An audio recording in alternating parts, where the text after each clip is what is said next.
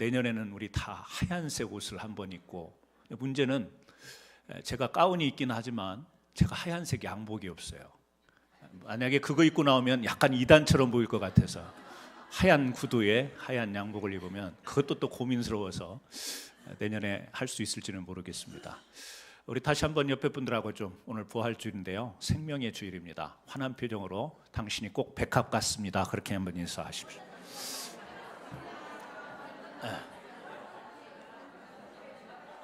백합 같습니다. 딱 시들은 백합 두 송이만 있고요, 다 활짝 폈습니다. 오늘 하나님의 말씀 같이 보시겠습니다. 신약 성경 로마서 6장 4절 말씀입니다. 로마서 6장 4절 말씀 같이 우리 찾으시겠습니다. 신약 성경 246쪽입니다. 246쪽 로마서 6장 4절 말씀입니다. 로마서 6장 4절 한 절 말씀 우리 다 함께 합독하시겠습니다. 그러므로 우리가 그의 죽으심과 합하여 세례를 받음으로 그와 함께 장사되었나니 이는 아버지 영광으로 말미암아 그리스도를 죽은 자 가운데서 살리심과 같이 우리로 또한 새 생명 가운데서 행하게 하려 함이라. 아멘. 새 생명 가운데서 행하게 하려 함이라 라고 하는 제목으로 오늘 말씀을 나누겠습니다. 어떤 것이든지 본질과 의미라는 것이 있습니다. 이 부활이라고 하는 이 본질이 무엇인가 우리는 이미 익히 잘 알고 있습니다. 부활의 본질이라고 한다면 하나님께서 이 땅에 예수 그리스도를 보내심으로 우리의 죄를 대속하시고 십자가에 죽으셨다가 사흘 만에 다시 살아나셨다. 이것이 바로 부활의 본질입니다.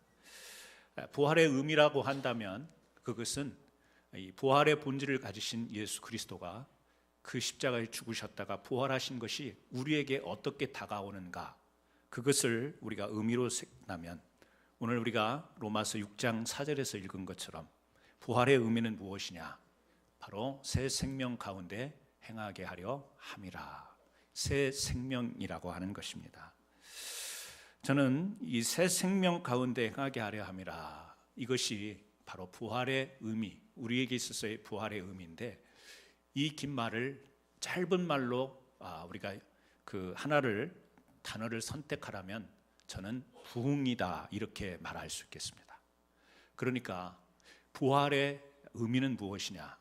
부활의 의미는 부흥이다. 저는 이런 것을, 이 명제를 가지고 오늘 여러분과 함께 말씀을 나누기를 원합니다.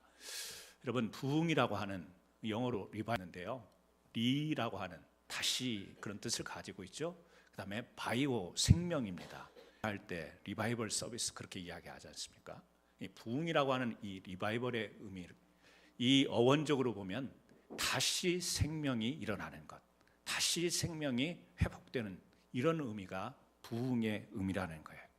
그래서 구약과 신약에 보면 좀 죄송하긴 하지만 구약의 히브리어, 신약의 헬라어로 이 부흥이라는 단어가 어떤 단어로 쓰였는가? 구약에 보면요, 하야라는 말이에요. 우리 같이 한번 해볼까요? 하야. 하야. 오늘 주무셔도 괜찮으니까 이것만 기억하고 가시면, 하야라는 단어가 히브리어가요, 부흥이라는 말입니다. 그래서 열왕기상 17장 22절이에요. 같이 한번 읽어보겠습니다. 여호와께서 엘리야의 소리를 들으심으로 그 아이의 혼이 몸으로 돌아오고 살아난지라. 엘리야가 죽은 아이를 살리는 장면이 이 열왕기상에 나오잖아요. 거기에서 그 장면을 소개할 때 이제 그 아이의 혼이, 죽었던 아이가 그 엘리야가 기도를 하고 몸을 대고 기도할 때 회복이 다시 살아납니다. 그래서 몸으로 돌아오고 살아난지라, 이때 무슨 용어를 쓰냐면 하야라는 단어를 사용하는 거예요. 또 에스겔서 37장 5절 우리가 마른 뼈 환상의 기적이 나와요. 이것도 한번 같이 읽어보겠습니다. 내가 생기를 너희에게 들어가게 하리, 너희가 살아나리라. 살아나리라. 여기에서도 부흥이라고 하는 구약의 하야라고 하는 단어가 쓰입니다. 그러니까 우리가 두 구절만 찾아봤지만 구약 성경에 보면 53회가 하야라는 단어가 쓰이는데 이때 의미가 뭐냐면 살아나리라, 살아나리라, 회복되리라, 일어나리라, 이런 단어가, 이 하야라는 단어가 그렇게 번역이 된 거예요. 그래서 우리는 구약에 살아나는 것, 생명이 살아나는 것, 이것이 하야라고 하는 부흥이라는 단어구나, 이것을 우리가 기억할 수 있겠습니다. 그래서 하야 153회, 생명을 얻는다. 그러니까 부흥이라는 말이 우리가 생각할 때, 부흥 그러면 뭐 교회의 숫자가 많아지고 교세가 커지고 이런 것을 먼저 우리는 딱 떠오르지 않습니까? 그게 먼저 떠오르는데, 부흥이라고 하는 것은 사실 엄밀한 의미에서 보면 그것은 생명을 얻는 것, 이것이 부흥이라는 거예요. 신약에는 아나자오라는 단어, 헬라어입니다. 아나자오. 구약에는 뭐라고 그랬죠? 하야. 근데 신약에는 아나자오. 이 말이요, 아나라는 말과 자오라는 말이 결합이 된 거예요. 그래서 아나라는 말은 다시 again, 자오, 산다. 그러니까 이 신약의 용어, 이 부흥이라는 아나자오라는 말도 구약과 똑같이 무슨 말이냐면 다시 산다, 생명과 관련된 단어인 거예요. 그래서 누가복음 15장 24절 같이 한번 읽어보겠습니다. 이 내 아들은 죽었다가 다시 살아났으며 내가 잃었다가 다시 얻었노라. 지금 누가 한 말이냐면요, 돌아온 탕자 이야기에서 아버지가 하는 이야기죠. 아들이 나갔잖아요. 집을 나갔습니다. 근데 돌아왔어요. 그래서 그 맞이하면 그 기쁨이 뭐냐면 다시 살아났으며 아나자오, 아들을 잃어버렸다가 새로 얻은 것 같은 이런 표현으로 살아났으며 아나자오를 씁니다. 자, 로마서 우리가 14장 9절 말씀에는 이런 말씀이 있어요. 같이 읽겠습니다. 이를 위하여 그리스도께서 죽었다가 다시 살아나셨으니 곧 죽은 자와 산 자가 되려 함이라. 그리스도께서 죽었다가 다시 살아나셨으니 뭡니까? 부활이잖아요. 부활입니다. 부활인데 그 살아나셨다라는 단어가 헬라어로 아나자인데요, 이 말이 부흥이라는 뜻이에요. 그러면 여러분, 우리가 쉽게 이 성경에서 말하는 다시 살아나셨다, 생명, 이 부활이라는 것은 바로 그것이 부흥을 의미하는구나, 이게 연결이 되지 않습니까? 자, 로마서 6장 4절 오늘 읽었던 말씀 중인데요, 같이 읽습니다. 그리스도를 죽은 자 가운데서 살리심과 같이 우리 또한 새 생명 가운데서 행하게 하려 함이라. 죽은 자 가운데서 살리셨죠. 하나님, 예수 그리스도 십자가에 죽으셨지만 살리셨습니다. 뭡니까? 아나자오, 뭐예요? 부흥이라는 거예요. 부흥. 하나만 더 읽습니다. 오늘 막 계속 말씀을 하기 때문에 제가 화면을 주는데 이게 이제 마지막 성경 구절이에요. 에베소서 2장 6절인데요. 같이 읽습니다. 또 함께 일으키사 그리스도 예수 안에서 함께 하늘에 앉히시니. 그리스도 안에서 나중에요, 우리를 다 일으키실 거래요. 그러니까 하나님의 영광 중에 참여하는 하나님 나라에 우리가 일으킴을 받고 그곳에 들어갈 거예요. 거기에서 일으키사 여기도 아나자오라는 말이에요. 죽은 자는 일어나지 못합니다. 영원한 생명이 없는 자들은 일어날 수가 없죠. 그들에게는 부흥이라는 것이 존재할 수가 없는 거예요. 그래서 오늘 제가 이렇게 어원적으로 구약의 하야라고 하는 이 히브리어와 신약의 아나자오라는 말, 이 말이 부흥이라는 말인데 그 부흥의 원뜻을 들여다보니까 그것은 뭐냐면 생명과 관련되어 있는 것이다. 그러니까 우리 교회는 부흥된 교회인 줄 믿습니다. 왜냐하면 여러분들이 새 생명을 얻은 자들이기 때문에 그렇습니다. 그리고 계속해서 그 생명을 유지하기 때문에 우리 교회는 부흥된 교회입니다. 여러분들이 절대 어디 가서 우리 교회는 부흥이 안 돼, 그 말은 뭐예요? 나는 죽었다, 그 말이에요. 나는 신앙적으로, 나는 믿음적으로 죽었다, 우리 교회 교인들은 다 죽었다, 그 말이 우리 교회는 부흥이 안 돼, 그 말이에요. 어디 가서 항상 여러분들이 전해야 될 예수 그리스도를 증거하고 복음을 증거하면서 곁들여서 여러분들이 해야 될 증언의 말은 뭐냐면 우리 교회는 부흥된 교회다. 왜요? 죽었던 영혼들이 와서 새 생명을 얻었잖아요. 그래서 주님의 일으키심을 통하여 계속해서 소망 가운데 앞으로 천국을 향해 나갈 수 있는 그런 성도들의 모임 공동체이기 때문에 우리 교회는 부흥된 교회인 줄 믿습니다. 아멘이 작습니다. 아멘 않기로 유명한 교회가 우리 교회인데, 여러분, 그래서 부활이 우리에게 주는 의미는 무엇일까? 부활의 본질은 예수 그리스도가 살아난 거예요. 그러니까 부활의 의미라고 하는 것은 결국에 우리들이 부흥인데요, 그 부흥이라고 하는 것은 새로운 생명이 존재하지 않는 한 그 용어를 사용할 수가 없어요.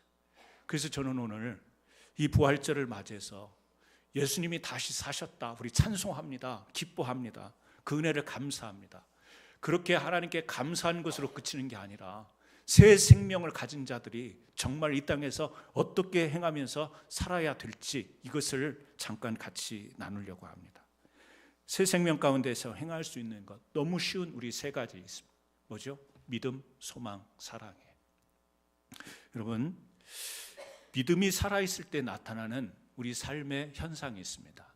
그건 뭐냐면 우리의 삶의 자리가 달라진다는 거예요. 삶의 위치가, 살아가는 자리, 살아가는 길이 달라진다는 겁니다. 베드로가 주님의 수제자예요. 주님을 따랐습니다. 주님의 가르침을 받았습니다. 주님이 행하신 기적을 봤습니다. 그런데 십자가에서 죽으신 예수님, 그 예수님을 떠난 뒤에 다시 고기잡이로 다시 자기 원래 직업으로 돌아갑니다. 부활을 예고하셨고요, 주님께서 이 하나님 나라에 관한 가르침을 줬어요. 그런데 육신적으로 이 십자가에서 매달려 죽으셨을 때 실망하고 좌절하고 그는 고기잡이로 다시 돌아갑니다. 엠마오로 돌아가던 두 제자, 실망 가운데 부활하신 주님을 알아보지 못하고 실망 가운데 다시 고향으로, 예루살렘에서 고향으로 돌아갑니다. 여러분, 믿음이 흔들릴 때, 믿음이 식을 때, 믿음이 사라질 때 우리의 자리가 달라져요. 우리의 가는 길이, 우리의 가는 방향이 달라집니다. 그래서 이스라엘 백성들, 여러분, 출애굽했던 이스라엘 백성들, 하나님을 전적으로 약속을 붙들고 이 애굽에서 나와 광야를 거쳐 가나안 땅으로 가야 했는데, 그 광야 가운데에서 여러분 믿음이 식어버리니까 어떻게 되죠? 그들의 발걸음이 자꾸, 실제는 광야에 서 있지만 그 마음의 발걸음은 다시 애굽으로 돌아갔으면 하는 거예요. 믿음이 약해지니까 그들의 방향이, 마음의 방향이 가나안이 아니라, 약속의 땅이 아니라 과거에 종사를 했던 땅으로 마음이 향하게 됐던 겁니다. 여러분, 우리 사울 왕은 이스라엘의 초대 왕이었어요. 하나님이 기름 부으셔서 세운 왕이었습니다. 왕의 권좌에 앉았습니다. 하나님께서 정말 존귀하게 세운 왕의 자리였어요. 그 자리에서 이 백성들을 신앙적으로 아름답게 하나님의 백성으로 통치해야 될 이 사울 왕의 마음속에 시기함이 들어가니까 이 다윗을 시기하는 그 마음이 듭니까? 비록 육신은 왕의 자리, 그 권좌에 앉아있지만 그가 그 자리에서 백성들을 하나님 말씀으로 통치하는 게 아니라 계속해서 이 다윗을 죽이려고 쫓아가는 이 시기심에 불타서, 비록 자리는, 삶의 자리는 왕의 자리였지만 그의 마음의 자리는 죽이는 것, 시기하는 것, 이것으로 방향이 틀어진 것입니다. 선지자 시대의 이스라엘 백성들, 선지자들이 그렇게 외치지만 이스라엘 백성들은 이제 신앙이 완연해집니다. 이제 방심합니다. 매너리즘에 빠집니다. 그래서 편리한 신앙을 추구합니다. 그래서 그들이 어떻게 했나요? 예루살렘에 와서 이 하나님 앞에 이 법궤가 말씀 있는 그 성전 중심의 제사를 드리고 예배를 드리는 것이 아니라, 그들 주변에 있던, 그 살던 이 가나안 땅에 오래 전부터 이 토착민들이 살고 있으면서 그들이 우상을 섬겼던 산당을 예배처로 삼았어요. 왜? 예루살렘까지 가기가 힘드니까, 귀찮으니까, 복잡하니까, 갔다 오면 피곤하니까 그냥 산당, 전에 이방 사람들이 이방신을 섬기던 그 산당을요 어떻게 합니까? 하나님을 예배하는 처소로 삼는 거예요. 그들의 삶의 자리는, 그들이 하나님을 예배하는 자리는 예루살렘 성전이 있는 곳이었어요. 그런데 믿음이 식어버리니까, 믿음이 약화되니까 그냥 집 옆에 있는 산당에 가서, 하나님께서 약속한 곳이 아니에요, 지시한 곳이 아닌데 거기에서 뭐 하죠? 예배를 드리는 거예요. 여러분, 우리의 믿음이 어떠느냐에 따라서 우리의 삶의 이 발걸음의 방향이 달라집니다. 그리고 우리가 있는 자리가 달라지는 거예요. 여러분, 아브라함은 하나님께서 믿음으로 그를 불러내시잖아요. 약속의 땅으로 가라고 합니다. 고향집이 있습니다. 정든 곳이 있습니다. 친구들이 있습니다. 삶의 기반이 다 다져져 있습니다. 그런데 하나님께서 가라고 지시하니까 무엇 하나 들고 나가죠? 믿음 하나 붙들고 이제 하나님이 지시한 땅으로 가게 되는 거예요. 가나안 땅으로 가게 됩니다. 믿음이 아니면 그 기득권을 다 내려놓은 채 고향을 떠날 수가 없어요. 그 고향을 이 본토 친척들이 다 있고요, 친구들이 다 있고 기반 잡은 것을 포기하고 갈 수가 없는 거예요. 그런데 믿음을 붙잡았기 때문에, 물론 주님께서 주신 특별한 믿음이겠지만 그 믿음 때문에 그곳을 떠나게 됩니다. 노아는 120년 동안 방주를 지었다고 그렇게 전해져 내려옵니다. 120년 동안 배 옆에만 있었던 거예요. 노아의 삶, 그 당시에 특별한 삶은 없었겠지만 하나님의 명령을 받은 노아의 삶은 그냥 방주 옆에 있는 삶이었어요. 120년 동안 믿음으로 약속 하나 붙들고 그 말씀 따라서 믿음으로 자기의 삶의 자리는 그냥 배 옆에요. 그리고 나중에 홍수가 임할 때 배 안에 들어간 삶. 노아의 삶을 하나로 표현하면 그냥 배와 함께한 삶이죠. 옆에서 만들고 그 안에 들어갔고. 왜요? 무엇이 그를 그 배 옆에 있게 하고 나중에 배 안으로 들어가게 했는가? 다른 특별한 삶의 자리가 성경에 소개되지 않는가? 그것은 믿음을 가졌기 때문에, 믿음을 붙잡았기 때문에 그렇습니다.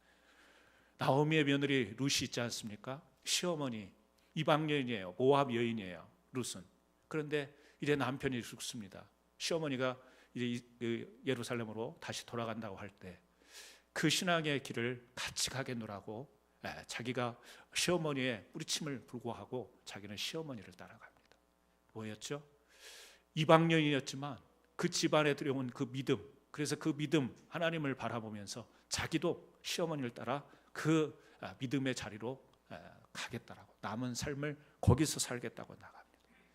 그래서 이방 여인 중에 예수님의 계보를 이은 이방 사람 중에 한 사람으로, 아주 독특하지 않습니까? 우리가 보면 예수님의 계보는 정통적인 어떤 이스라엘 백성들 샘족에서 나와야 될 것 같은데 이방의 여인을 통해서 예수님의 계보가 펼쳐지는 것이죠. 여러분, 무엇이죠? 믿음이라고 하는 것은 어떻게 보면 자리다, 믿음은 자리다, 이렇게 설명을 할 수 있겠습니다. 이스라엘 백성들을 향해서 하나님이 계속해서 외쳤던, 구약에 외쳤던 말이 하나가 있어요. 그게 뭔지 아십니까? 돌아오라, 돌아오라, 돌아오라. 돌아오라는 말은 뭐죠? 위치가 틀렸다. 지금 네가 있어야 될 곳이 아니다. 지금 너희들은 다시 원래로 돌아와야 된다. 원래의 자리로 돌아와야 된다. 뭐였습니까? 하나님의 말씀대로 살지 못했던, 그래서 언약 백성으로부터 벗어났던 이스라엘 백성들을 향해서 선지자들을 통해서 하나님이 계속해서 외쳤던 것은 뭐냐면 돌아오라, 돌아오라. 오늘 부활절을 맞이해서 우리가 생명을 다시 한번 이 새 생명 가운데 행하는 삶을 위해서 저는 선지자들이 외쳤던 그 말씀을 이 부활절 아침에 다시 한번 여러분들에게 선포하고 싶습니다. 뭘까요? 여러분들이 가졌던 그 처음 가졌던 순수한 믿음, 여러분들이 가졌던 그 뜨거웠던 믿음, 정말 주님 한 분이면 내가 다른 것 다 없어도 살 수 있겠다라고 고백했던 그 믿음, 여러분 그것으로 다시 한번 돌아오기를 예수님의 이름으로 축복합니다. 여러분, 우리가 그렇지 않습니까? 다시라는 말, 다시 사셨다 그러는데요, 이 다시라는 말이 우리 마음을 후벼 파고 있지 않습니까? 왜요? 다시라는 말은요, 원래의 상태로 돌아가야 되는 것을 말해요. 근데 우리들의 신앙, 여러분, 더 나은 신앙, 더 성숙한 신앙으로 발전하는 신앙도 있지만 어떤 면에서는요, 다시 돌아와야 되는 신앙의 모습도 우리가 가지고 살아가는 줄 믿습니다. 여러분은 지금 어느 자리에 계세요? 지금 여러분은 어느 방향을 향해서 가고 있습니다?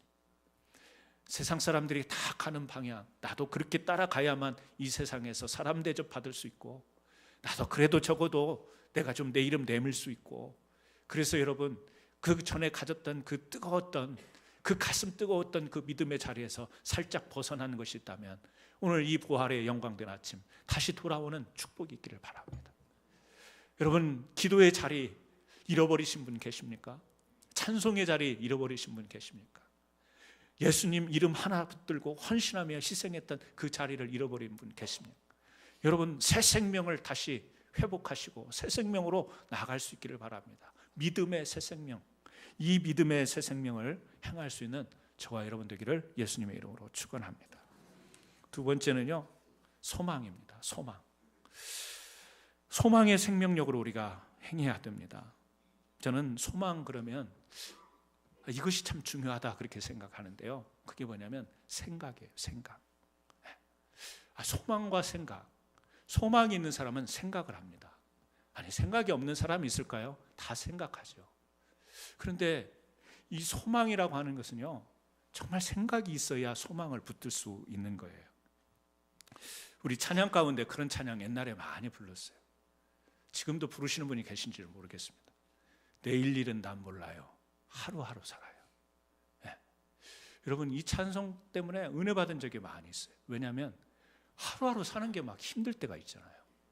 문제 하나 해결하면 또 그 다음 날 문제 생기고, 그 문제 하나 넘어섰다 하면 또 산 같은 문제가 떠오르고, 그래서 하루하루 살아가는 것이 문제 속에 살아가고 너무 힘겨우니까, 그래서 막 절로 교회 오면 눈물을 흘리면서 불렀던 찬송들, 내일 일은 난 몰라요. 내일 일 모르겠어요. 오늘 일도 힘든데 내일 일까지 어떻게 생각합니까?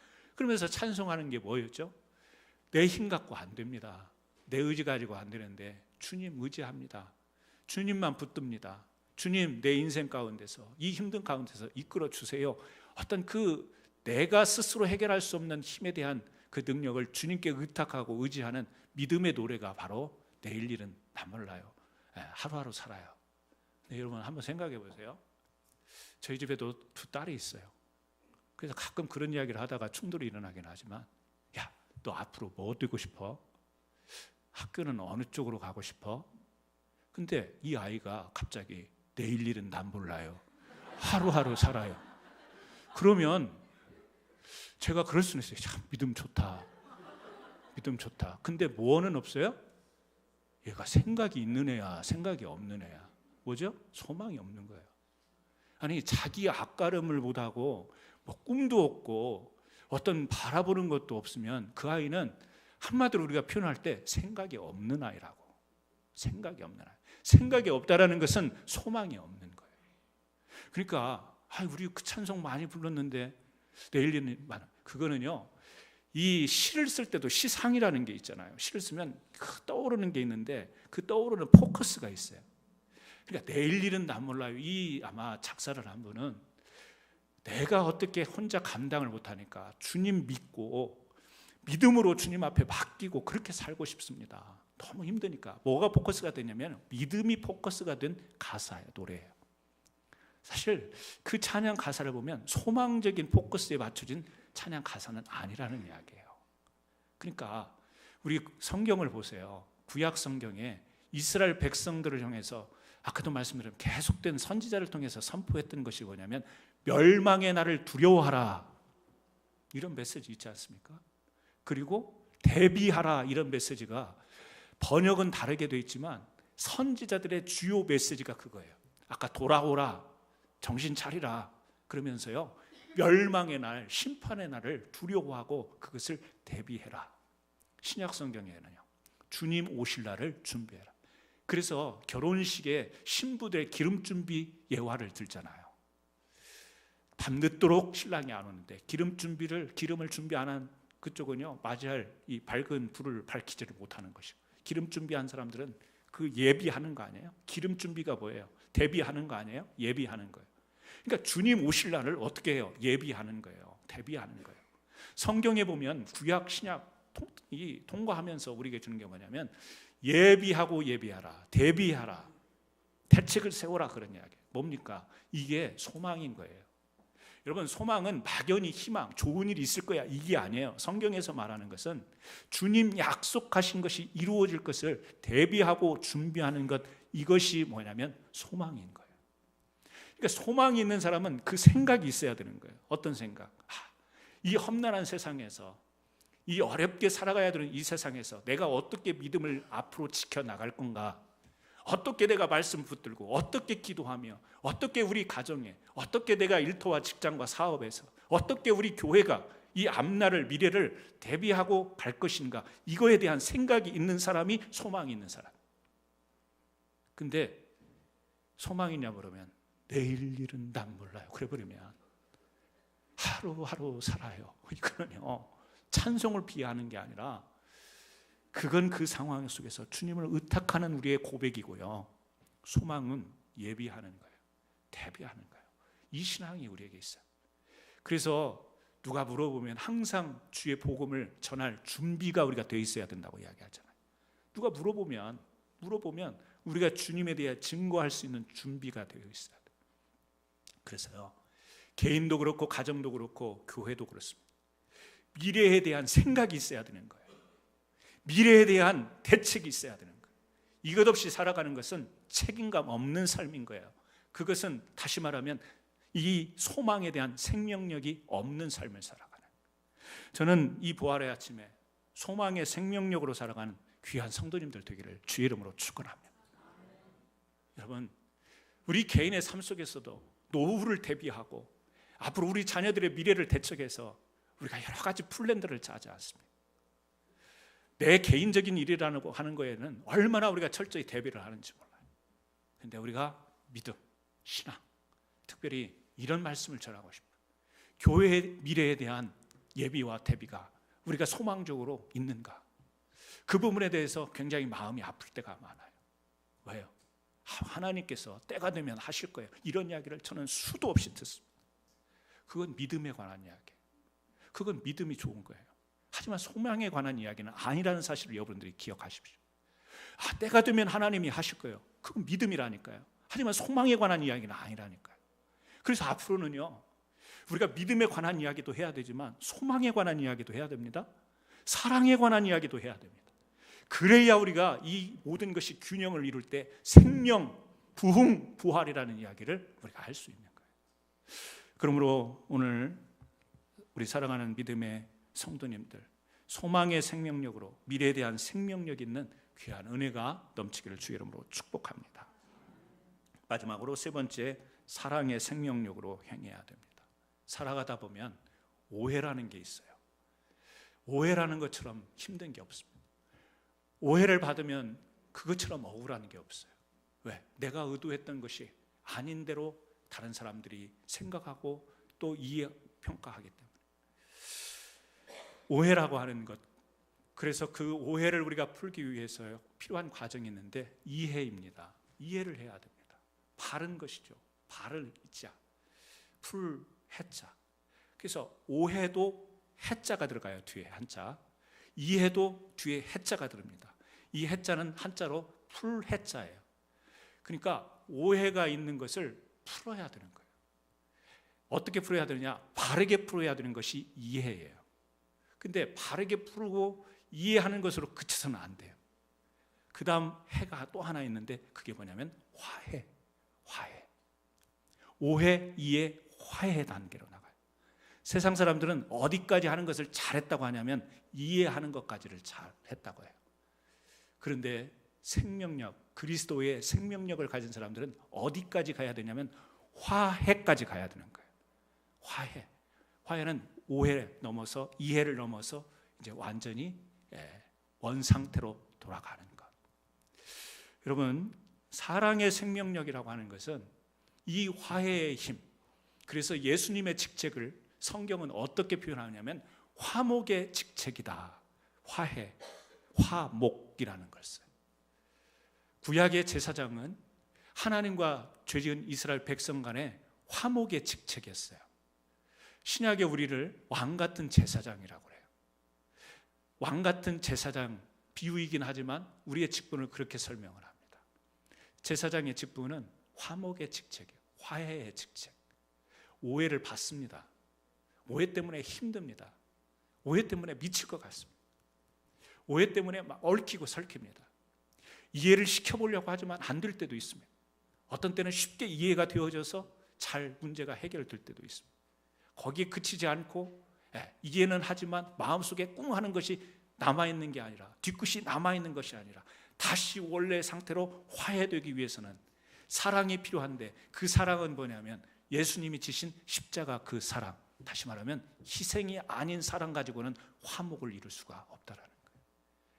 우리가 화해하자 하지만 그 화해에 담긴 의미는 상대방이 나에게 굴복되어지는 화해를 원하는 거지, 내가 상대방에게 굴복하는 그 화해를 원치 않죠. 그건 화목이 아니죠.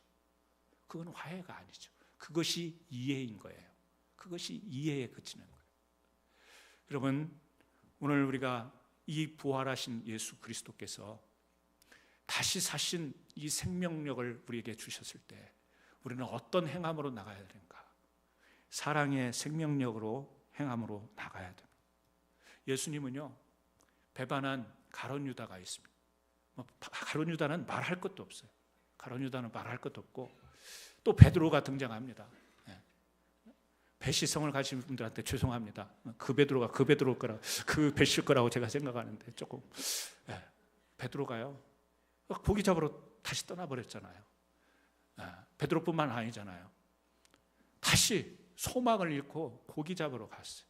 그때 부활하신 주님이 그 물가에 나타나셔서 뭘 하시죠? 음식을 준비하시잖아요. 생선 고기를 굽잖아요. 음식을 준비하고 그 말씀을 붙들지 못하고 그 두려움과 그 실망과 좌절 때문에 제자의 자리를 지키지 못하고 떠나버렸던, 다시 업으로 돌아갔던 그들 옆에 다가가셔서, 이리 와라 한 것도 아니에요. 다가가셔서 그곳에서 음식을 준비해가지고 그들을 먹게 하시잖아요. 이게 뭐죠? 이게 화목이에요. 화해예요. 예수님은 자존심 상해서 그런 일 못하실 것 같아요. 근데 우리에게 보여주시죠. 배반하고 말씀 배신하고 때로는 그 말씀도 지키지 못하고 저렇게 일관성 없게 저렇게 쉽게 떠나버린 저들을 향해서 다가가서 무슨 그 마음으로 저들을 먹이시려고 했던가. 화목의 직책이라는 것이 그런 건가 봐요. 여러분, 화해라는 말이 쉬운 말이 아니에요. 어려운 말이에요. 사랑으로 화목하면 되지, 그 사랑이 쉬운 말이 아니에요. 어려운 말이에요. 왜냐하면 십자가를 생각하게 만드니까, 배신당하는 것을 생각하게 만드니까, 아픈 것을 생각나게 만드는데, 그게 있을 때 오해, 이해, 화해가 되는 거예요. 저는 우리 캔사스 한인 장로교회 모든 성도님들이 오해에만 갇히는 성도들이 되지 않기를 바랍니다. 오해에 있다 보면 교회가 사랑을 늘 외치는데 오해가 존재하면 교회가 너무 앞뒤가 안 맞는 거예요. 교회는 사랑이 넘치는 곳이어야 되는데 교회가 너무 아픈 게 많은 거예요. 왜? 오해가 많으면. 그래서 조금 나아진가 이해를 하다 보면, 이해까지는 하는데 이기적인 사랑이 나와요. 사랑은 사랑인데 이기적인 사랑은 뭐냐면, 네가 나한테 굴복할 때 내가 이해할 수 있어. 이거는요, 이것도 아픈 사랑이에요. 그게 아니라 배신하고 배반하고 떠나버렸던 자들을 오히려 찾아가서 그들에게 음식을 먹이시는 주님의 모습, 이것이 화해의 진정한 모습이요, 화목의 직책을 가진 자들이 할 수 있는 일이에요. 왜 주님이 우리에게 믿음, 소망, 사랑을 말씀하셨습니까? 그것은 우리 기독교의 타이틀이 아니에요. 멋진 하나의 문구가 아니라고요. 행하게 하려 하심이라. 행하게 하려 하심이라. 그것은요, 새 생명 가진 자들이 할 수 있는, 다시 말하면 부활신앙을 믿는 자들이 할 수 있는 일들. 사랑하는 성도 여러분, 믿음을 통하여 여러분들이 다시금 믿음의 자리로 돌아오는 귀한 역사, 그래서 여러분들의 방향, 여러분들의 길들이 다시금 새롭게 되어지는 귀한 역사가 있기를 주님의 이름으로 축원합니다. 아울러서 내일을, 미래를 신앙으로 예비하고 대착할 수 있는 그런 분들이 되시길 바랍니다. 삶이 힘들다고, 모르겠어, 뭐 살다 보면 어떻게 되겠지, 인생이 뭐 그런 건가 봐, 너무 허무해, 인생을요 방치하고 버리지 마십시오.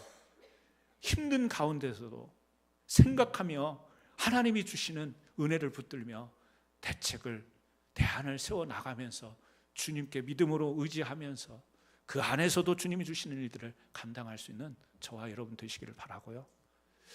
마지막으로 부탁드리는 것, 여러분, 사랑의 그 어려운 그 사랑을 여러분들이 붙들고 화목의 직책, 그래서 예수 그리스도가 이 땅에 와서 세상과 하나님 화목의 직책으로 연결을 시켜줬잖아요.